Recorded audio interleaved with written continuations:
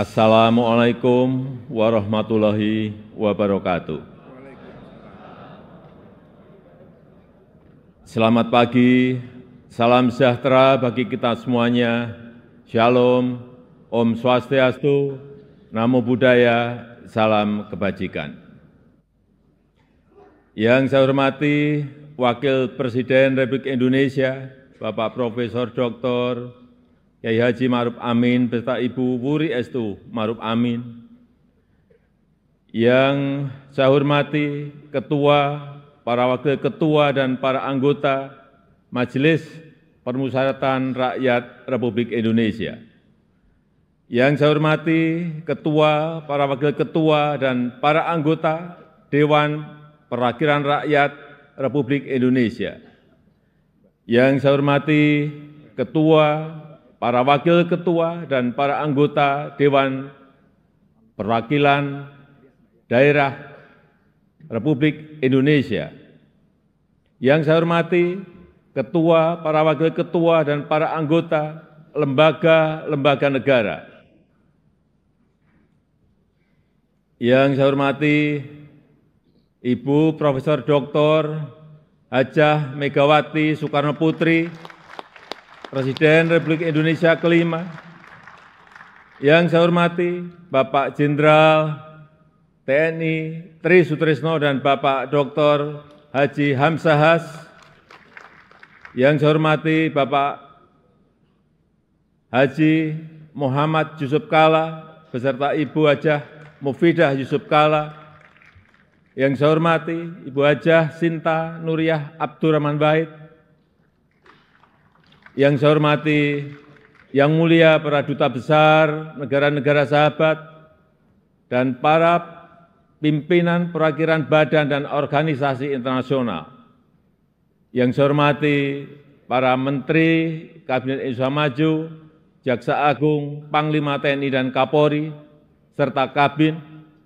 Yang saya hormati para Ketua Umum Partai Politik, Bapak Ibu, saudara-saudara sebangsa dan setanah air, para hadirin yang saya muliakan. Kita saat ini sudah memasuki tahun politik. Suasana sudah hangat-hangat kuku dan sedang tren ini di kalangan politisi dan parpol. Setiap ditanya capres dan cawapresnya, jawabannya belum ada arahan Pak Lurah. Saya sempat mikir, siapa ini Pak Lurah? Sedikit-sedikit kok Pak Lurah. Belakangan saya tahu yang dimaksud Pak Lurah ternyata saya. Ya, saya jawab saja, saya bukan lurah. Saya adalah Presiden Republik Indonesia. Ternyata Pak Lurah itu kode. Tapi perlu saya tegaskan, saya ini bukan ketua umum parpol, bukan ketua umum partai politik, bukan juga ketua koalisi partai. Dan sesuai ketentuan undang-undang, yang menentukan capres dan cawapres itu adalah partai politik dan koalisi partai politik. Jadi saya ingin mengatakan itu bukan wewenang saya, bukan wewenang Pak Lurah, bukan wewenang Pak Lurah. Sekali lagi, walaupun saya paham ini sudah menjadi nasib seorang presiden untuk dijadikan paten-patenan dalam bahasa Jawa, dijadikan alibi, dijadikan tameng, bahkan walau kampanye belum mulai, foto saya banyak dipasang di mana-mana. Ya, saya harus ngomong apa apa adanya. Saya ke provinsi A, ada. Ke kota B, ada. Ke kabupaten C, ada juga. Sampai ke tikungan-tikungan desa saya lihat, ada juga. Tapi bukan foto saya sendirian. Ada di sebelahnya bareng capres. Ya, saya kira menurut saya juga enggak apa-apa, boleh-boleh saja. Bapak Ibu yang saya muliakan, posisi presiden itu tidak senyaman yang dipersepsikan. Ada tanggung jawab besar yang harus diemban, banyak permasalahan rakyat yang harus diselesaikan. Dan dengan adanya media sosial seperti sekarang ini, apapun bisa disampaikan kepada presiden. Mulai dari masalah rakyat di pinggiran, sampai kemarahan, sampai ejekan, dan bahkan makian, dan fitnahan, bisa dengan mudah disampaikan dengan media sosial. Saya tahu ada yang mengatakan saya ini bodoh, pelongo-pelongo, tidak tahu apa-apa, Fir'aun, tolol. Ya enggak apa-apa. Sebagai pribadi saya menerima saja. Tapi yang membuat saya sedih, budaya santun dan budaya dan budi pekerti luhur bangsa ini kok kelihatannya mulai hilang. Kebebasan dan demokrasi digunakan untuk melampiaskan kedengkian dan fitnah. Polusi di wilayah budaya ini, sekali lagi polusi di wilayah budaya ini sangat melukai keluhuran budi pekerti bangsa Indonesia yang besar. Memang tidak semua seperti itu. Saya melihat mayoritas masyarakat juga sangat kecewa dengan polusi budaya tersebut. Cacian dan makian yang ada justru membangunkan nurani kita semua, nurani bangsa untuk bersatu menjaga moralitas ruang publik, bersatu menjaga mentalitas masyarakat, sehingga kita bisa tetap melangkah maju, menjalankan transformasi bangsa menuju Indonesia maju, menuju Indonesia emas 2045. Ini yang bolak-balik saya sampaikan di setiap kesempatan, bahwa Indonesia saat ini punya peluang besar untuk meraih Indonesia emas di 2045, meraih posisi jadi 5 besar kekuatan ekonomi dunia. Kita punya kesempatan, dan tidak hanya peluangnya saja, tetapi strategi meraihnya sudah ada, sudah dirumuskan. Tinggal apakah kita mau memfokuskan energi kita untuk bergerak maju, atau justru membuang energi kita untuk hal-hal yang tidak produktif, yang memecah belah, bahkan yang membuat kita melangkah mundur. Bapak, Ibu, saudara-saudara sebangsa dan setanah air, para hadirin yang saya muliakan. Bonus demografi yang akan mencapai puncak di tahun 2030-an adalah peluang besar kita untuk meraih Indonesia emas 2045. 68% adalah penduduk usia produktif. Disinilah kunci peningkatan produktivitas nasional kita. Selanjutnya, peluang besar yang kedua adalah international trust yang dimiliki Indonesia saat ini, yang dibangun bukan sekedar melalui gimmick dan retorika semata, melainkan melalui sebuah peran dan bukti nyata keberanian Indonesia dalam bersikap.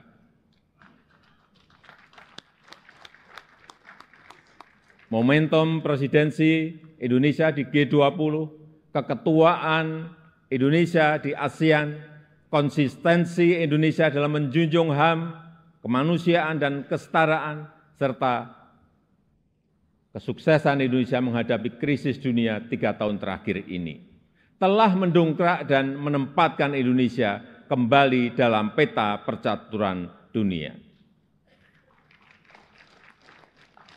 Dan di tengah kondisi dunia yang bergolak akibat perbedaan Indonesia dengan Pancasilanya, dengan harmoni keberagamannya, dengan prinsip demokrasinya, mampu menghadirkan ruang dialog, mampu menjadi titik temu dan menjembatani perbedaan yang ada. Lembaga think tank Australia, Lowy Institute, menyebut Indonesia sebagai middle power in Asia dengan diplomatic influence yang terus meningkat tajam, dan Indonesia termasuk satu dari 6 negara Asia yang mengalami kenaikan comprehensive power. Tapi kemudian ada yang bilang, memang kenapa dengan international trust yang tinggi, rakyat kan makannya nasi. International trust nggak bisa dimakan. Ya, memang nggak bisa. Sama seperti jalan tol, nggak bisa dimakan. Ya memang. Nah, ini contoh menghabiskan energi untuk hal-hal yang tidak produktif. Tapi tidak apa-apa. Saya malah senang, memang harus ada yang begini-begini, supaya lebih berwarna, supaya tidak monoton dunia ini. Bapak Ibu yang saya muliakan, dengan international trust yang tinggi, kredibilitas kita akan lebih diakui. Kedaulatan kita akan lebih dihormati. Suara Indonesia akan lebih didengar, sehingga memudahkan kita dalam setiap bernegosiasi. Peluang tersebut harus mampu kita manfaatkan. Rugi besar kita jika melewatkan kesempatan ini, karena tidak semua negara memilikinya dan belum tentu akan kembali memilikinya. Sehingga strategi pertama untuk memanfaatkan kesempatan ini adalah mempersiapkan sumber daya manusia Indonesia. Kita telah berhasil menurunkan angka stunting menjadi 21,6% di 2022 dari angka sebelumnya 37%. Menaikkan indeks pembangunan manusia menjadi 72,9 di 2022. Menaikkan indeks pemberdayaan gender menjadi 76,5 di tahun 2022. Menyiapkan anggaran perlindungan sosial total kalau dijumlah dari 2015 sampai 2023 sebesar 3.212 triliun, termasuk di dalamnya Kartu Indonesia Sehat, Kartu Indonesia Pintar, KIP Kuliah, PKH, Kartu Sembako, serta perlindungan kepada lansia, penyandang disabilitas, dan kelompok-kelompok rentan lainnya, serta rescaling dan upscaling tenaga kerja melalui Balai Latihan Kerja dan program Kartu Prakerja. Di saat yang sama, SDM yang telah kita persiapkan harus mendapatkan lapangan kerja untuk menghasilkan produktivitas nasional. Sehingga kita juga harus mengembangkan sektor ekonomi baru yang membuka lapangan kerja sebanyak-banyaknya, yang memberikan nilai tambah sebesar-besarnya. Disinilah peran sektor ekonomi hijau dan hilirisasi sebagai window opportunity kita untuk meraih kemajuan. Karena Indonesia sangat kaya sumber daya alam, termasuk bahan mineral, hasil perkebunan, hasil kelautan, serta sumber energi baru dan terbarukan. Tapi kaya SDA saja, kaya sumber daya alam saja tidak cukup. Jadi pemilik saja juga tidak cukup. Karena itu akan membuat kita menjadi bangsa pemalas yang hanya menjual bahan mentah kekayaannya tanpa ada nilai tambah, tanpa ada keberlanjutan. Saya ingin tegaskan, Indonesia tidak boleh seperti itu. Indonesia harus menjadi negara yang juga mampu mengolah sumber dayanya, mampu memberikan nilai tambah dan mensejahterakan rakyatnya. Dan ini bisa kita lakukan melalui hilirisasi yang sudah ratusan kali saya sampaikan, puluhan kali saya sampaikan. Hilirisasi yang ingin kita lakukan adalah hilirisasi yang melakukan transfer teknologi, yang memanfaatkan sumber energi baru dan terbarukan, serta meminimalisir dampak lingkungan. Pemerintah telah mewajibkan perusahaan tambang sekarang ini untuk membangun pusat pembibitan, membangun pusat persemaian, untuk menghutankan kembali lahan pasca tambang, pasca penambangan. Hilirisasi yang ingin kita lakukan adalah hilirisasi yang tidak hanya pada komoditas mineral, tapi juga non-mineral, seperti sawit, rumput laut, kelapa, dan komoditas-komoditas potensial lainnya, yang mengoptimalkan kandungan lokal, yang bermitra dengan UMKM, bermitra dengan petani, bermitra dengan nelayan, sehingga manfaatnya terasa langsung bagi rakyat kecil. Upaya ini sedang kita lakukan dan harus terus dilanjutkan. Ini memang pahit bagi para pengekspor bahan mentah. Ini juga mungkin pahit bagi pendapatan negara dalam jangka pendek. Tapi jika ekosistem besarnya sudah terbentuk, jika pabrik pengolahannya sudah beroperasi, saya pastikan ini akan berbuah manis pada akhirnya. Terutama bagi kesejahteraan masyarakat Indonesia. Sebagai gambaran, setelah kita stop ekspor nikel ore di tahun 2020, investasi hilirisasi nikel tumbuh pesat. Kini telah ada 43 industri pengolahan nikel yang akan membuka peluang kerja yang sangat besar. Ini baru satu komoditas. Dan jika kita konsisten dan mampu melakukan hilirisasi untuk nikel, kemudian tembaga, kemudian bauksit, kemudian CPO, dan rumput laut, dan yang lain-lainnya, berdasar hitung-hitungan perkiraan, dalam 10 tahun pendapatan per kapita kita, dalam 10 tahun mendatang, pendapatan per kapita kita akan mencapai 153 juta. Atau 10.900 US dollar. Dalam 15 tahun, pendapatan per kapita kita akan mencapai 217 juta rupiah.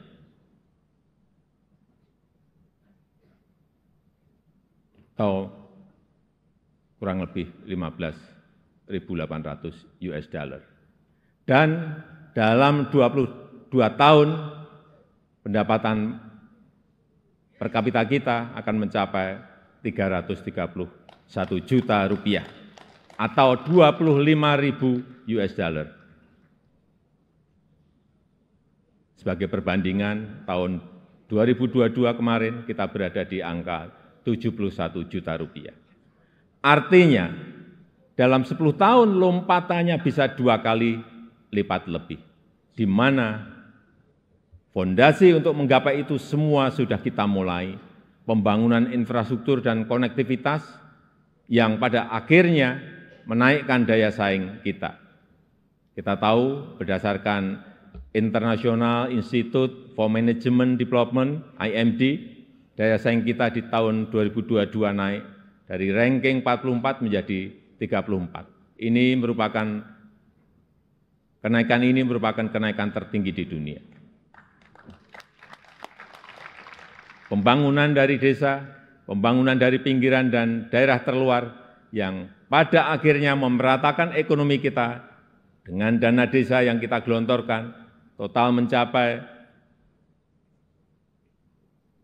539 triliun dari tahun 2015 sampai tahun 2023. Konsistensi reformasi struktural, terutama penyederhanaan regulasi, kemudahan perizinan, kepastian hukum, dan pencegahan korupsi, semua itu menjadi modalitas kita untuk meraih kemajuan.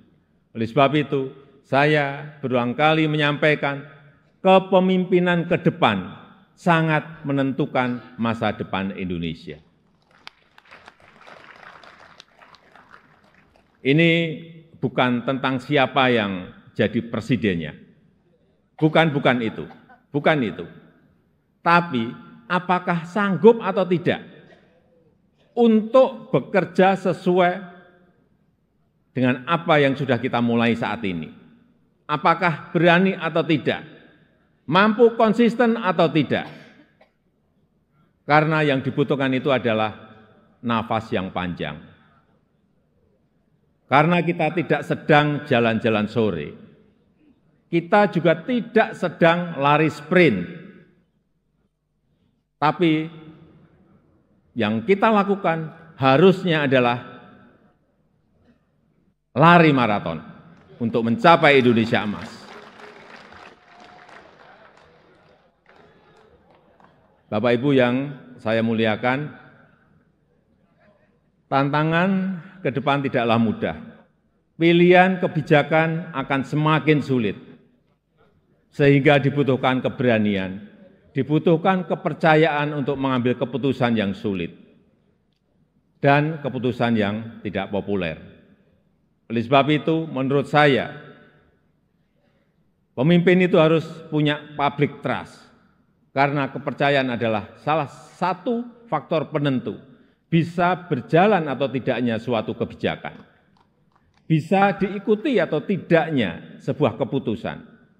Ini adalah modal politik dalam memimpin sebuah bangsa besar seperti Indonesia. Selain itu, seorang pemimpin juga membutuhkan dukungan dan kerjasama dari seluruh komponen bangsa. Oleh sebab itu, saya ingin mengucapkan terima kasih kepada pimpinan lembaga tinggi negara, para ulama, para tokoh agama, para tokoh masyarakat, dan para pemimpin adat, kepada guru, budayawan, tenaga kesehatan, dan awak media, kepada partai politik, politisi, aparat pemerintah, dan TNI Polri, serta kepada seluruh lapisan masyarakat yang telah memberikan dukungan selama ini. Saya juga menghargai upaya MPR dalam memperkokoh fondasi kebangsaan, meningkatkan pemahaman ideologi bangsa, mengkaji substansi dan bentuk hukum pokok haluan negara, serta menguatkan kerjasama internasional untuk berkontribusi pada pemecahan persoalan global. Dukungan DPR juga sangat luar biasa besar dalam mendukung reformasi struktural, mendukung upaya perbaikan tata kelola pemerintahan, menghindari penyelewengan pengelolaan keuangan negara, dan mempersiapkan pelaksanaan pemilu serentak tahun 2024. DPD sesuai dengan kewenangannya juga telah aktif menyerap aspirasi masyarakat daerah, berperan dalam penyusunan beberapa RUU, dan juga melakukan telaah terhadap sistem tata negara kita. Kontribusi BPK juga sangat signifikan dalam mendorong pertanggungjawaban anggaran serta perbaikan berkelanjutan program prioritas nasional. Upaya MA, Mahkamah Agung dalam menciptakan keadilan patut diapresiasi melalui peningkatan transparansi peradilan, pengembangan sistem peradilan berbasis elektronik, serta percepatan proses penanganan perkara dengan biaya murah. MK, Mahkamah Konstitusi, juga terbukti semakin cepat dalam menyelesaikan perkara, transparansi dalam proses persidangannya, dan mempermudah pelayanan para pencari keadilan. KY, Komisi Yudisial, terus aktif melakukan advokasi, pelatihan, dan investigasi, menjatuhkan sanksi tegas terhadap hakim yang melanggar untuk menegakkan kehormatan, keluhuran, martabat, dan perilaku hakim. Selain itu, saya juga mengucapkan terima kasih kepada Bank Indonesia, OJK, LPS, KPK, Ombudsman, KPU, Bawaslu, Komnas HAM, dan lembaga-lembaga nasional lainnya yang telah berkontribusi sesuai peran dan kewenangannya. Semoga Allah SWT, Tuhan Yang Maha Esa, senantiasa mempermudah upaya kita dalam meraih Indonesia maju yang kita cita-citakan. Marilah kita bersatu padu, terus melaju untuk Indonesia maju. Dirgahayu Republik Indonesia, Dirgahayu Negeri Pancasila, merdeka! Merdeka! Merdeka! Terima kasih. Wassalamualaikum warahmatullahi wabarakatuh. Om Santi Santi Santi Om, Namo Buddhaya.